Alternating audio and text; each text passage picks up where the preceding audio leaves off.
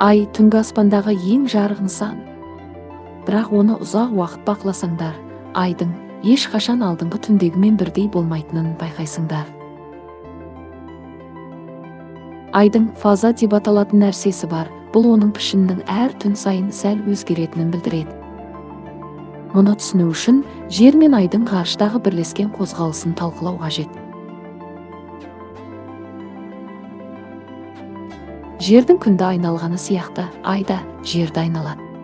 Алайда жерге күнді бір айналуға 365 күн, бір жыл қажет болса, ай жер айналасындағы орбитасын 29,5 күнде немесе бір ай шамасында жүріп өтеді.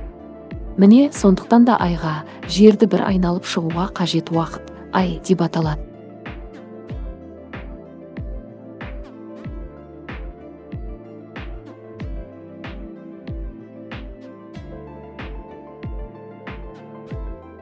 Ай аспанда шамшырақтай жарқырап тұрғанымен, ол өзі жарық шығармайды. Оны жарқыратып тұрған оның бетіне түсіп кері шағылған күн сәулесі. Жер сияқты айдың да күндізгі және түнгі жақтары бар, және кез келген сәтте оның жартысына күн түсіп тұрса, жартысында қараңғы.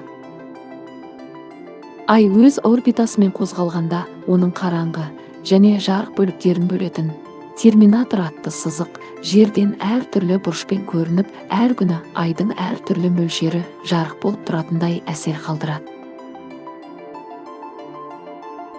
Ай фазаларының циклі жаңа айдан басталады. Жаңа айда ай мүлдем көрінбейді, өйткені ол жерге қараңғы жағымен қарап тұрады. Жаңа ай күн тұтылуы болуы мүмкін, жалғыз кезең, себебі тек осы фазада ғана ай күн мен жердің арасында орналасады.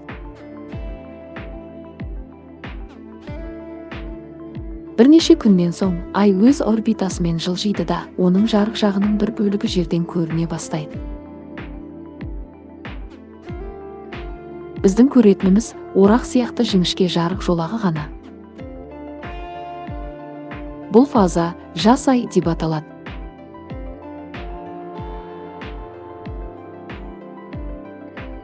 Жас ай келесі фазаға бірінші ширекке жеткенше әр түн сайын аз-аздан өсе береді. Бірінші ширектегі айды кейде жарты ай деп те атайды, өйткені оның қақ жартысы жарқырап тұрады. Алайда фазаның аты бірінші ширек, себебі ай өз циклінің 4-тен 1-ін жүріп өткен. Күндер өте, ай тағы да толысып, 4-ші келер ай фазасына өтеді.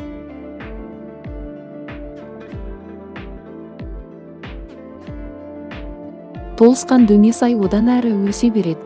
Сөйтіп келесі фаза толған айға жетеді. Толған ай айдың ең үлкен, ең жарық және ең оңай көрінетін фазасы. Ай кешке туып, түні бойы көтеріледі. Сондықтан аспан ашық болса, далаға шыққанда оны көрмеу мүмкін емес. Ай өз орбитасының жартысын басып өтеді, жердің күннен қарама қарсы жағына шығады. Толған ай ғана тұтылуы мүмкін. Өйткені тек осы фазада жердің көлеңкесі ай бетіне түсе алады. Ай өз жолын жалғастырған сайын қайта кішірейе бастайды, ал оның қараңғы бөлігі арта береді. Толған айдан бірнеше күн өткен соң, ай қайтадан дөңес пішінге енеді. Бірақ бұл жолы ол кеми береді. Кетер ай фазасынан бастап, ай орбитаның қалған бөлігінде тек кемімен болады. Келесі фаза тағы да жарты ай. Бұл жолы ол 3-ші ширек, кейде соңғы немесе ақырғы ширек деп аталады. Себебі ай орбитаның 4-тен 3 бөлігіне жетеді.